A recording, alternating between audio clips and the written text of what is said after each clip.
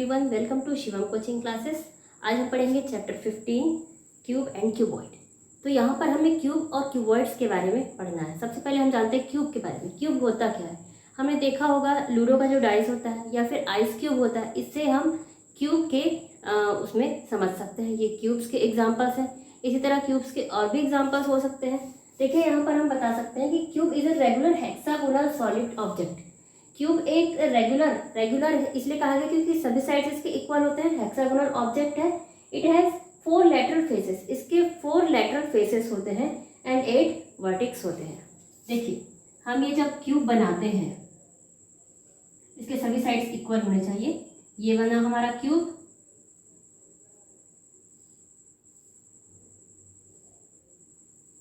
यहाँ पर देखिए इसके 8 वर्टेक्स 1 2 3 4 5 6 7 8 वर्टेक्स हुए। ये सभी इसके वर्टेक्स हैं एंड 4 लैटरल फेसेस होते हैं। इट मीन्स यहाँ पर लैटरल फेसेस नीचे की सतह और ऊपर की सतह को छोड़कर सभी साइड्स की सतह को देखा जाएगा तो यहाँ पर 4 लैटरल फेसेस होते हैं। ठीक है, अब हम आइए देखते हैं इसके फॉर्मूले। हम जब total surface area of cube हम लेते हैं, टोटल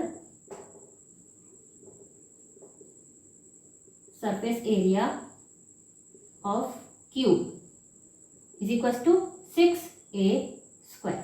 इसका फॉर्मूला होगा total surface area of a cube is equal to 6a²। इसके अलावा लैटरल सरफेस एरिया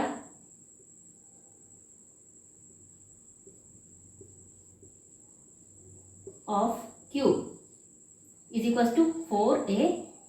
यहां पर हो जाता है 4a² and volume of the cube is equal to a³। ये फॉर्मूले आपको अच्छी तरह से याद होने चाहिए तो आप क्यूब के सारे क्वेश्चंस इजीली सॉल्व कर सकते हैं। ओके, नेक्स्ट हम समझते हैं क्यूबॉइड को। क्यूबॉइड क्या होता है? क्यूबॉइड के एग्जांपल्स में हम कंपोज बॉक्स को ले सकते हैं। इसी तरह से और एग्जांपल्स हो सकते हैं। क्यूबॉइड मीन्स आपको रेक्टेंगुलर शेप सभी तरफ देखने को मिलेगा।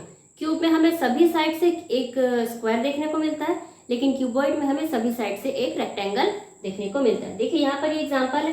देखिए इसका एक साइड ये एक रेक्टेंगल है, ऊपर का एक साइड देखिए ये भी एक रेक्टेंगल है। सभी साइड्स इसमें एक अलग अलग रेक्टेंगल होते हैं जो कि सभी इक्वल होते हैं। सभी साइड्स इक्वल नहीं होते, लेकिन रेक्टेंगल कोई ना कोई रेक्टेंगल दूसरे अपने पैरेलल रेक्टेंगल के इक्वल होता है। तो यहाँ पर हम इसके लिए लिख सकते हैं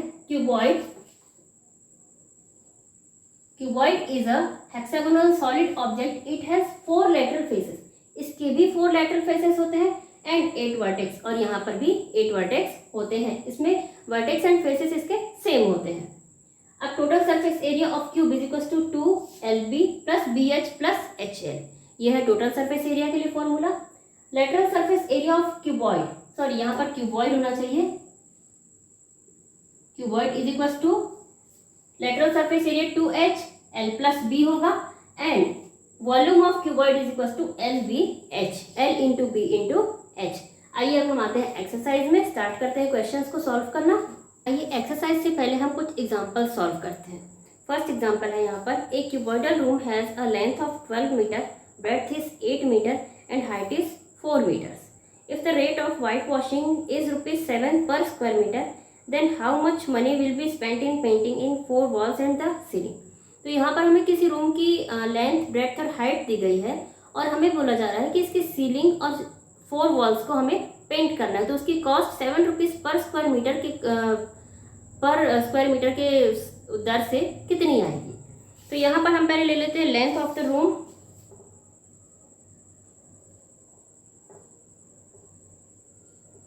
Length of room is equals to 12 meter, breadth of room is equals to 8 meter and height of room is equals to 4 meter. अब यहाँ पर हमें 4 वॉल्स का पहले हम निकाल लेते हैं क्या, सरफेस एरिया। तो हम उसके लिए लेते हैं lateral surface area of room. देखिए रूम में यहाँ पर 12 मीटर, 8 मीटर एंड 4 मीटर, ये लेंथ ब्रेड्थ एंड हाइट है जो कि अलग अलग है, इसकी लेंथ ब्रेड्थ और हाइट अलग अलग है, इट मीन्स ये क्यूबॉइडल शेप में है। तो हम क्यूबॉइडल शेप में, इसलिए हम क्यूबॉइड का लेटरल सरफेस एरिया लेंगे is equal to 2h into L plus B. ये हुआ लेटरल सरफेस एरिया का फॉर्मूला। 2 इंटू एच है यहाँ पर हमारे पास 4, लेंथ है 12 प्लस 8, 4 2 जा 8 इंटू 12 प्लस 8 20, 160 मीटर। यहाँ पर सरफेस एरिया है 160 मीटर स्क्वायर। ये होगा हमारे पास lateral surface area of the room. अब हमने ये 4 वॉल्स के लिए से तो ले लिया लेटरल सरफेस एरिया को। अब हम सीलिंग के लिए लेते हैं क्या, सीलिंग का एरिया, एरिया ऑफ सीलिंग।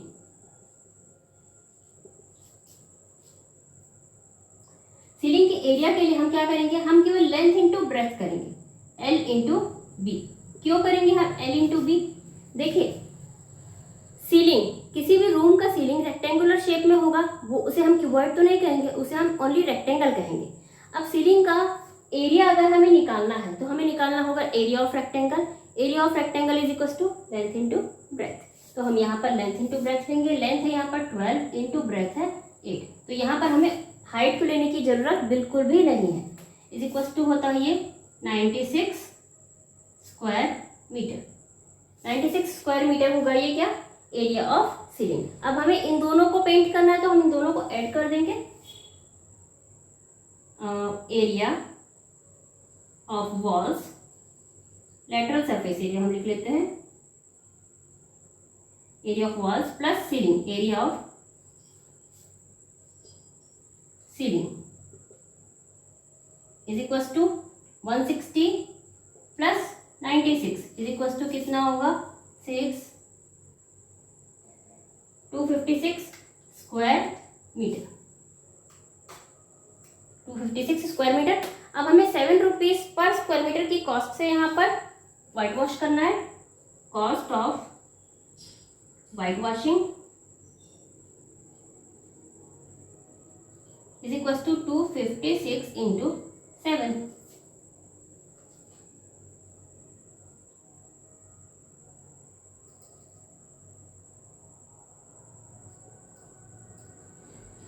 ₹1792 यहाँ पर वाइट वॉशिंग की कॉस्ट आएगी हमें इस रूम के वाइट वॉशिंग में। ओके, अब हम सेकेंड एग्जांपल में, Anwar got a cubical water tank with a lid constructed on the terrace of his house. The length of outer edge 1.8 meter. He wants to put square tiles of side 30 centimeter on the entire surface bearing the base of the tank. If the cost of putting a dozen tiles is rupees 396, then what is the total expenditure that Anwar will incur? तो यहाँ पर अनवर के पास एक water tank है जिसके 5 sides को उसे tiles से कवर करना है। उस वाटर टैंक की एक साइड की लेंथ है 1.8 मीटर। अब ये क्यूबिकल शेप में है, ये जो वाटर टैंक है ये क्यूबिकल शेप में है, मीन्स इसका सभी साइड्स इक्वल होंगे, तो सभी साइड्स की लेंथ 1.8 मीटर ही होगी। यहाँ पर देखिए हमें टाइल्स की लेंथ 30 सेंटीमीटर दिया हुआ, तो हम इस टैंक की लेंथ को सेंटीमीटर में चेंज कर लेते हैं। यहाँ पर हम लिखेंगे length of cubical tank is equal to 1.8 metre is equal to 180 centimetre. 1.8 metre into 100 करेंगे तो हो जाएगा 180 सेंटीमीटर। अब ये 180 सेंटीमीटर हो गई इस टैंक की लेंथ, जो कि सभी साइड्स इक्वल होगी। ओके, अब यहाँ पर हमें निकालना है इसका 5 साइड्स का surface area. Surface area of water tank is equal to A square. हमने यहाँ पर सरफेस एरिया लिया, सरफेस एरिया का फॉर्मूला होता है क्या 6a स्क्वायर, और यहाँ पर हमें 5 साइड्स का निकालना है, 5 साइड्स, तो यहाँ पर हम ले लेंगे 5a square. Okay, 5 into 180 into 180। अब ये हुआ हमारे पास surface area of water tank. हमें यहाँ पर क्या लगाना है, टाइल्स लगाना है, तो हमें टाइल्स का भी यहाँ पर एरिया निकालना होगा। Area of tile is equal to side into side, side into side क्यों होगा, क्योंकि वो भी स्क्वायर शेप्ड है, इसलिए 30 इंटू 30। ओके, अब यहाँ पर हमें नंबर ऑफ टाइल्स निकालने हैं जो हम इस वाटर टैंक में हमें पुट करने हैं इस स्क्वायर शेप्ड टाइल्स को। तो number of tile is equal to surface area of water tank upon area of tile.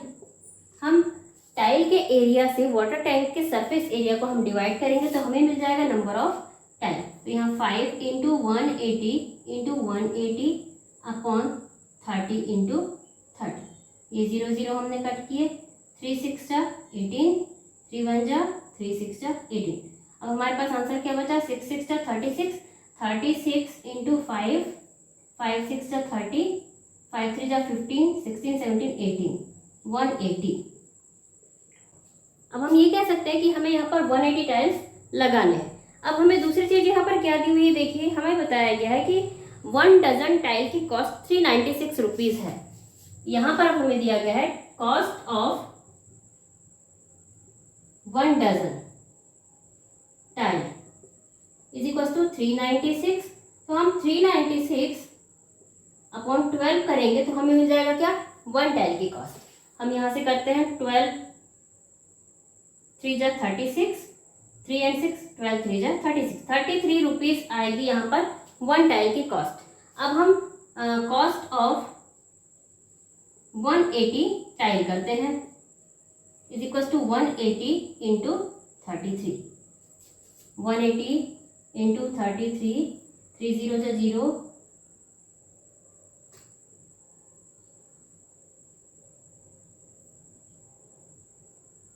5940 rupees यहाँ पर कॉस्ट आएगी हमें टोटल इस वाटर टैंक के 5 साइड्स को कवर करने की cost. Example number 3 is while playing with some cubical blocks, William made a structure shown in the picture. If the side of each cube is 4 centimeter, then find the volume of the structure made by William. यहाँ पर William नाम का एक लड़का है जो कि इस टाइप का स्ट्रक्चर बनाता है, उसके पास जितने क्यूब थे उन सभी से। तो यहाँ पर देखिए, यहाँ पर number of cubes 1 2 3 4 5, 5 plus 4 9, 9 plus 3 12, 12 plus 2 14 plus 1 15, 15 cubes को उसने इस तरह का स्ट्रक्चर बनाया है। हर क्यूब का एक साइड 4 सेंटीमीटर है, तो side of a cube, side of each cube लिखते हैं हम, each cube is equal to 4 centimetre. 4 centimetre हर साइड का क्यूब, हर क्यूब का साइड, तो a is equal to 4 centimetre कहेंगे हम इसे। a means each side of cube.